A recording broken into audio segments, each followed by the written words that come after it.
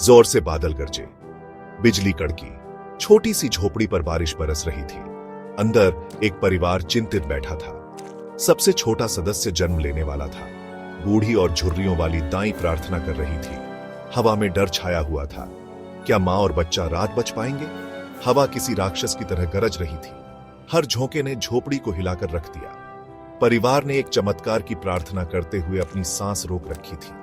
तूफान के कहर के बीच एक रोने की आवाज आई। एक बच्चा स्वस्थ और तंदुरुस्त आ गया था। परिवार पर राहत छा गई। तूफान उनकी खुशी से बेखबर उग्र रूप से चलता रहा। जैसे ही भोर की पहली किरण ने अंधेरे आसमान को चीरा, दरवाजे पर दस्तक हुई। एक अकेला यात्री, एक भटकता हुआ पुजारी आश्रय की तलाश में खड़ा था। वह बूढ़ा और बुद्धिमान था। उसकी आंखें दया से चमक रही थीं।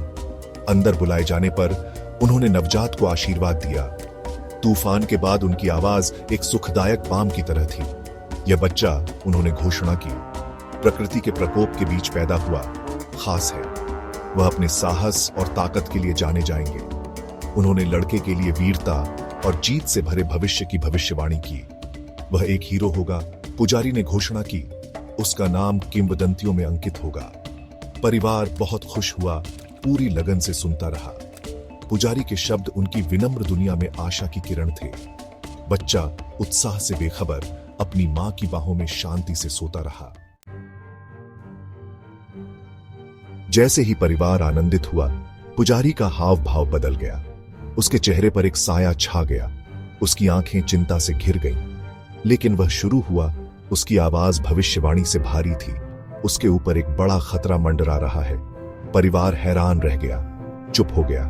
कमरे में जो खुशी भरी हुई थी वह वाष्पित हो गई। पुजारी ने अपनी बात जारी रखी। उसकी आवाज गंभीर थी। यह बच्चा महानता के लिए नियत है, एक प्रारंभिक मृत्यु के लिए भी नियत है।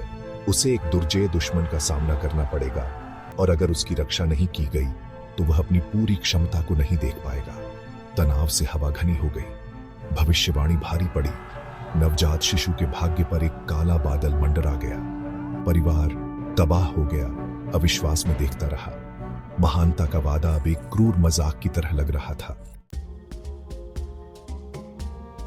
बच्चे के पिता चिंता से उसका चेहरा सिकुड़ा हुआ आगे बढ़ा। हम क्या कर सकते हैं? उसने विनती की। कृपया हमें बताएं कि हम अपने बेटे की रक्षा कैसे करें। पुजारी ने सहानुभूति से अपनी निगाहें टिकाते हुए आशा की एक किरण पेश की। एक रास्ता है, उन्होंने कहा।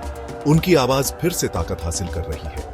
आपको उसे अटूट प्रेम और विश्वास के साथ बचाना होगा, पुजारी ने निर्देश दिया। उसकी ताकत न केवल उसकी वीरता से आएगी, बल्कि उसके परिवार की भक्ति की ढाल से भी आएगी। पुजारी उतनी ही शांति से चला गया जितना वह आया था, परिवार को एक नए उद्देश्य की भावना के साथ छोड़कर। उनके दिल भारी थे, फिर भी दृढ़ थे। वे अपने बच्चे की रक्षा करने, भाग्य को ही धता बताने के लिए दृढ़ थे। बाहर तूफान थम गया था और झोपड़ी के भीतर एक नया तूफान आया, प्रेम और दृढ़ संकल्प का तूफान। वे अपने प्यारे बच्चे की रक्षा के लिए किसी भी चुनौती का सामना करेंगे, किसी भी बाधा को पार करेंगे।